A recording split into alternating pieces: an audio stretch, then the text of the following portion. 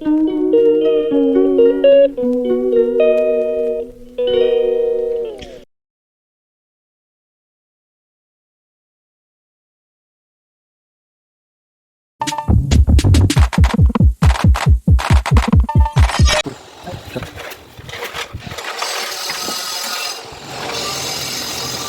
po mga idol, ay nagte-terminate po tayo ng mga panel board mga idol. Ayan, nag-dressing na ako ng ano dyan, i-dressing ko yung wire mga idol. Ilagyan ko ng cable tie. Ayan yung in-dressing ko ng mga idol, yung face line yan mga idol. So nauna ko na yung grounding at saka neutral. So hindi ko na napapakita mga idol, wala nang video kasi pasensya na po. Buong panel po yan mga idol ginagawa ko. So bali 38 brands yan. So ayusin mo dyan yan, nag-dressing na kami mga idol.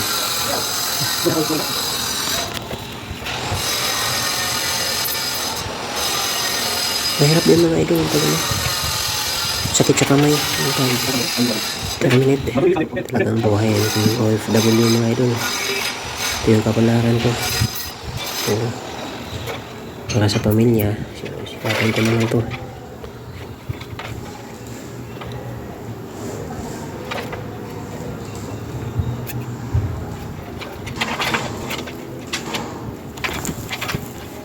Yan, yung part na yan mga idol, masakit sa kamay.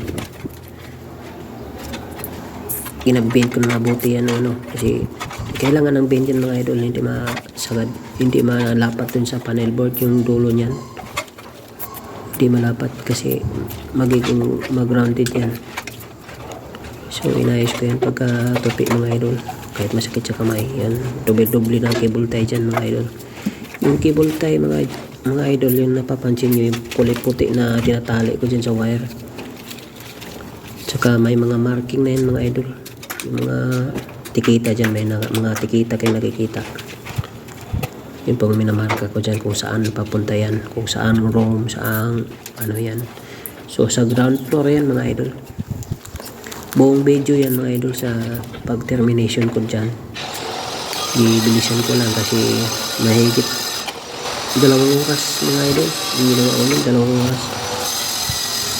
Fast forward ko na lang yan, pinakita ko sa inyo yan na na-dressing ko na. Tapos ngayon kabila naman mga idol,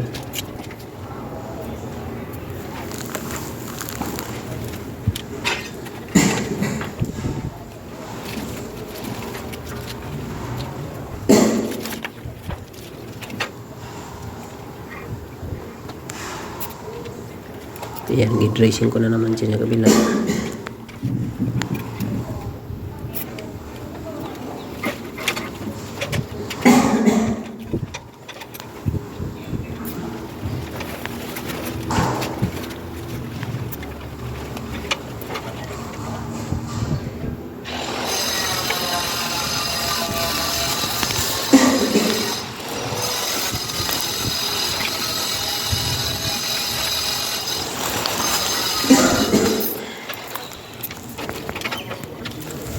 Ayan mga idol, napakahigpit yung dyan.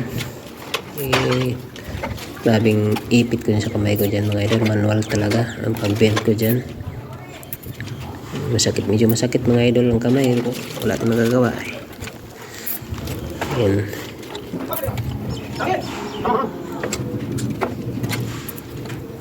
Yan, malapit na mga tapos yan mga idol. So shout out pala dyan kay Ma'am Maria, Pinay Germany, lahat ng mga team dyan. Hindi ko na babanggitin yung mga kasamahan kasi makalimutin ako, baka may malimutan akong nabanggitin. Magtampo. Shout out sa inyo lahat mga OFW, lahat mga Maria team.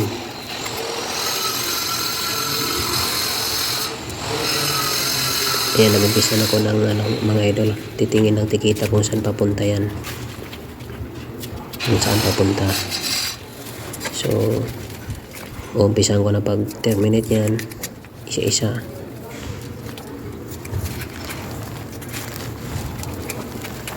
Ina-arrange ko pa na mabuti mga idol kasi medyo yung tikita kasi mga idol nasa dulo kasi kaya nilagay ko sa ano. Ayan, pinaputulan ko ng mga idol. Sobrang haba. Ayan.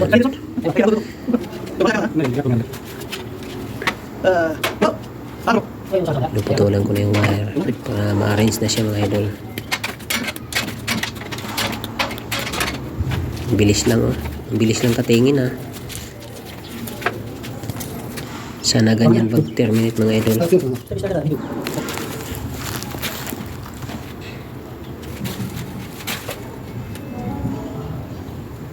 Ayan, inumpisan ko na pag-terminate mga idol. So, nag-umpisa ko sa baba. Aircon yan mga idol, aircon. Number 10 yan mga idol. Wire. Para sa aircon yan. Nilalagyan ko na yung mga marking mga idol. Bawat saan breaker may mga marking para bawa kung saan kwarto, power supply outlet, ito para sa ilaw na supply, yun para sa aircon, yan papuntang kusina, may mga gas range, gas stove, ganyan separate yan, may mga motor pump. So kailangan yan mga idol kasi para pag troubleshoot kung may sira, maintenance, madali nilang hanapin. So yung tikita dyan mga idol, hindi ko muna tinanggal yan kasi pag energize ko pitchen, pag makabit ko ng kable dyan tapos makonect na yung meter, ma-energize ko na yan. So kailangan sana wala na mga trouble dyan mga idol. So madali mahanap kung minsan kung may trouble. Yung tikita na yan ang ititrace up ko mga idol kung saan. Mahirap din mga idol pero kakayanin. Nasanay na tayo dyan.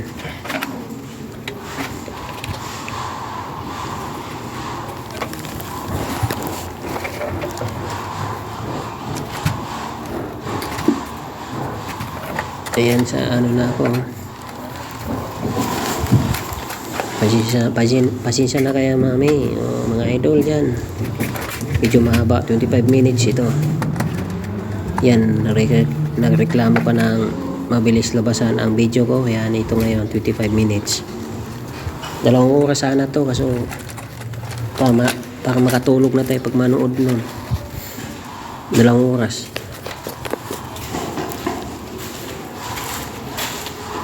So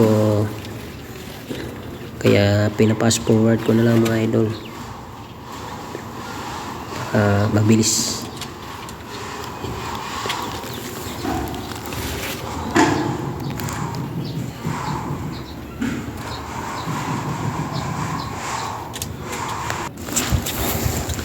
Ayan. Lapit na mga idol. So, kunting tiyaga na lang matatapos din yan. Matatapos din tayo 25 minutes. Ayan. So, yung kulay, kung napapansin nyo mga idol, may kulay-kulay yan kasi may color coding po yun dito sa Saudi mga idol. So, ang kulay dito mga idol na ginagamit ng wire ay RYB. Ibig sabihin ng RYB, ang R ay red, tapos ang Y ay yellow, tapos ang blue, ang B ay blue mga idol. RYB yun mga idol. So may mga number coding po yan mga idol. So ang ibig sabihin ng red, 1 to ang code niya mga idol. Ang yellow to 4. Ang blue mga idol 6, 7. Ganyan ang ano nila mga idol. RYB, tatlong linya kasi yung mga idol. 3 piece ang feeder line yan. Ang ibig sabihin ng feeder line mga idol, yung supply galing sa metro kable, 3 piece po yun. So Ang dito sa Saudi mga idol, ang supply ay 380 o 400 volts mga idol. 3 piece po yun. So itong termination ko mga idol, yan nakikita yung black dyan, may mga black na wire sa ilalim. Yun po lahat ang neutral mga idol. So sa kabilang kaliwa naman, yung may green dyan, yun ang grounding. So ibig sabihin ng yung ni-terminate ko ngayon mga idol, nilagay ko, yun ang phase niya mga idol, yung itim, yung neutral. Yung pares yun mga idol, ang labas ng kuryente niyan, pares yan papunta doon sa output kung saang saksakan o saang ilaw yan. 220 yan mga idol. Line to neutral po ang termination yan mga idol. So di ko na kasi na mga idol, wala kasi nabibidyo, nilagay ko lang yung stand dyan. So mahirap mga idol pag sariling sikap po.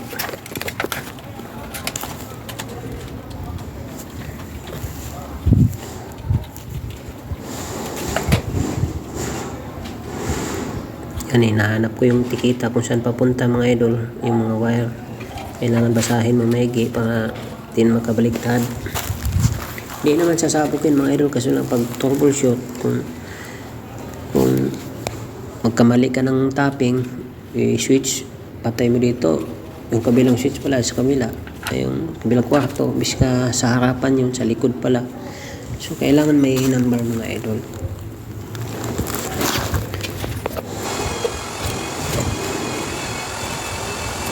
Ayan po, sa bandang kanan po ay malapit na po matapos.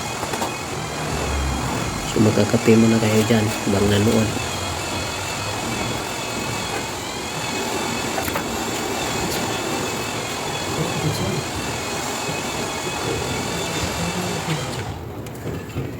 Ayan, hinahanap ko yung ibang marka kung saan papunta. So ang ginagamit kong number ng breaker dyan mga idol, amperes, kumbaga number ng amperes, amperahe. So yung aircon mga idol, yung breaker na yun ay single pole plug-in type, single pole plug-in type. So ang sa aircon ay 32 amperes ang ginamit ko mga idol. So yung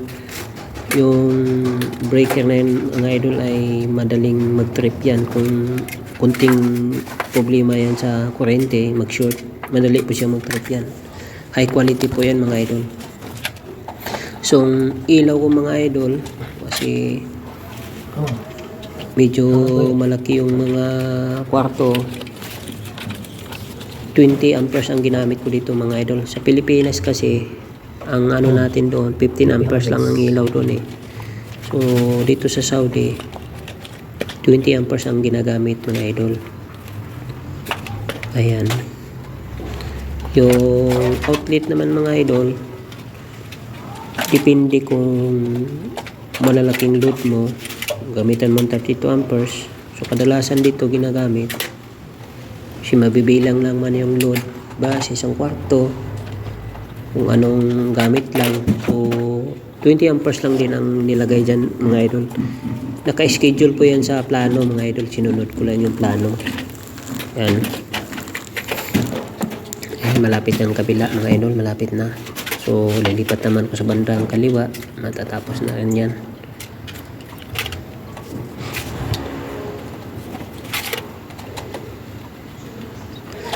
So ang main cable po yan dyan mga idol sa ilalim, napansin yung may malaking breaker yan, yan o, yan o. Malaking breaker na sa baba, yung malaking breaker, yung breaker yan o. Ayan po ay 100 amperes yan mga idol, 3 piece po yan, 3 piece, 100 amperes na 3 piece. So ang main cable niya mga idol, so nasa lang mga idol, 35 mm squared. Pero kailangan maglaki ka ng mga idol. Yung dito sa Saudi kasi mga idol, ang klima dito pag tag-init, napakainit po talaga. Kailangan mag-oversize po tayo ng kable. imbis na nasa plano nakalagay ng 35 mm squared. So wag mong sundin yun mga idol, kasi ang lugar ng Saudi ay napakainit po siya. So nagdesisyon ako dyan na lalagyan ko yan ng 50 mm squared mga idol. 50 mm. So medyo malaki na siya mga idol. So kahit mag-init man yung wire sa labas, kasi ang mga ano dito wire mga idol nasa underground yan, naka-underground po yan. So kahit mag-init yung buhangin doon, so makayanan yung resistant yung wire kasi malaki. Ayan po. Ang gamit ng ilaw namin mga idol dito, yung ilaw, ang size ng ilaw. So gamit ako ng number 14 ng dropping ko, circuit dropping ko mga idol. Kung may mga electrician dyan, yan ang nakakaintindi. Ang circuit dropping ko ay number 14 po. Pero yung neutral ko mga idol, neutral, yung common po ay number 12 po ang ginagamit ko, kasi ang neutral po ay loaded po yun, kasi nakaparallel po yun lahat sa mga ilaw. Ang neutral mga idol, nakaparallel po yun. So yung mga dropping circuit switch, yun lang po ang number 14 po. Yun ang standard po dito mga idol. Pero kung yung mga saksakan, mga power outlet mga idol, so number 12 lang ginamit dito mga idol, number 12.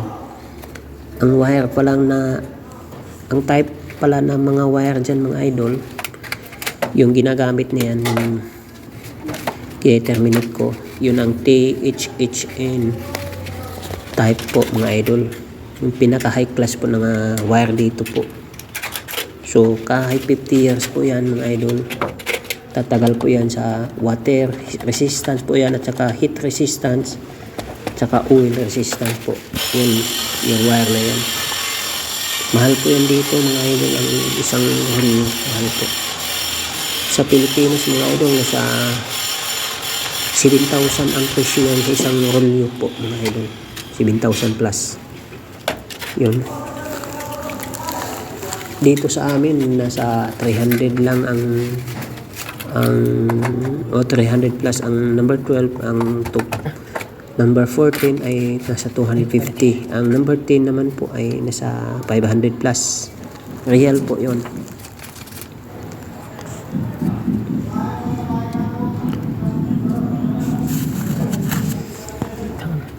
Kung sakaling halimbawa mga idol, mga sa bahay, mga baguhan, halimbawa kung mayroon tayong welding machine, kailangan po tayo mag-spare ng special breaker po dyan. May naka-special circuit po tayo sa labas kung saan ilalagay po natin yun. Mag-spare po tayo ng 40 amperes po mga idol para sa brake sa mga welding machine, maliit na welding machine, para di po tayo mag-direct ng saksak po sa saksakan natin, kasi maliit na wire po yun. So naka-series po yun sa mga appliances, masisira po yung appliances natin. So ayan, malapit na po, sa kabila na po tayo. Nag-umpisa na po sa kabila. Yan, kunti na lang mga idol, matatapos na rin. Maraming salamat po sa pag-support mga idol. God bless everyone.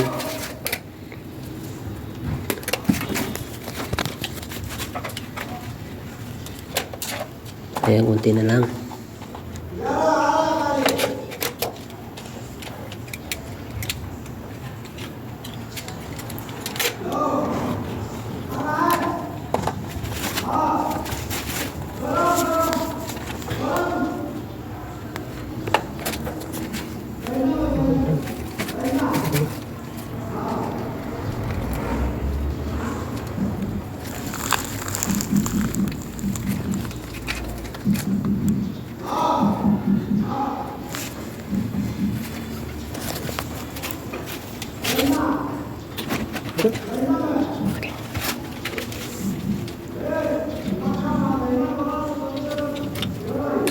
Kaya konti na lang talaga.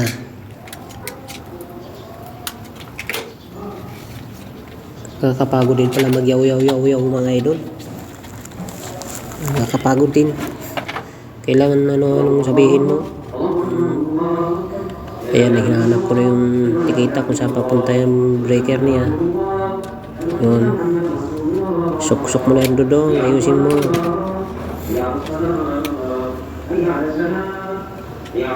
Pero bago ko yan na-terminate mga idol, yung bawat circuit yan na sa DB, ibig sabihin sa DB, distribution panel po yung tawag dyan mga idol.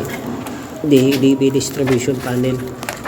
So bago ko nag-terminate bawat mga circuit dyan mga idol, ay tinitesting ko po yan mga idol isa-isa kung saan kwarto. Tinitesting ko yan kung live po yun ng extension mga idol. Tinitesting ko gana ba yung sa switch ng ilaw, tsaka papunta sa ilaw kung may kuryente ba papunta doon sa mga ilaw, mga wire. So tinesting ko po yan bago ko i-terminate dyan sa na-testing na po yan mga idol. So sana magiging okay ang trabaho natin po, inshallah. Sana maabutan pa ako dyan na hindi ako nag-file na kasi ako ng exit mga idol. Sana ako pa rin ang makatesting dito sa Energize kasi nag-file na ako ng exit. Tapos na po kontrata ko mga idol, mahigit sobra-sobra na. So pina-extend na ako extend kasi ang busy kasi mga idol. Ako lang mag-isa na tirador dito, may mga helper, wala namang mga alam. So kailangan natin ng mag-desisyon ng final kasi may pamilya din tayo na kung mag-focus tayo sa isang company na masyado tayong matagalan na hindi makaipon. So alam mo yun ang mga idol, sahod ko po dito ay maliit.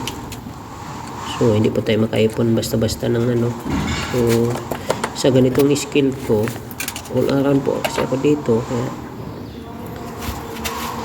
hindi naman nila ako binigyan ng nag-decide na ako. So ayan mga idol, so malapit na tayo matatapos. Tingtis na lang po, tapos na rin mga idol.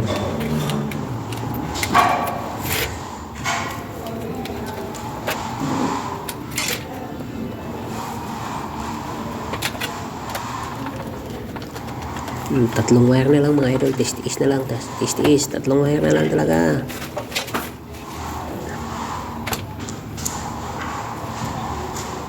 Yeah, ayusin mo yan, last na yan, yan, tatlong piraso na yan.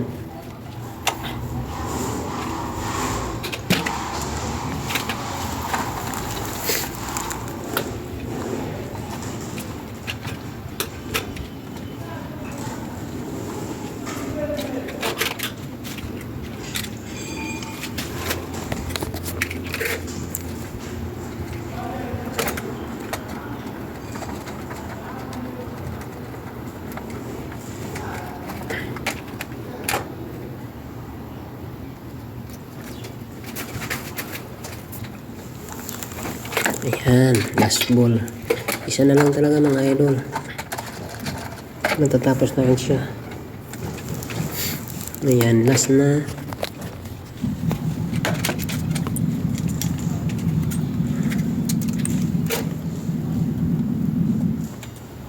Ayan, natapos rin mga idol ang termination. Buong panel po yan mga idol. Grabe, 2 oras ko yung binanatan. So kung ibang lahi pa yan mga idol gumawa yan, siguro 2 araw gagawin nila yan o 3 araw bago matapos. So iba tayong gumawa mga idol, mga Pilipino dito mga idol, demand po. Pero sa namin wala, hindi sila mag-interest. So ayan po, titignan nyo mga idol. Tapos na po yung trabaho ko yan. Tingnan nyo mga idol. Ayan o. Pinakita ko sa inyo mga idol. Ayan na po. Ayan, maraming salamat po sa panonood.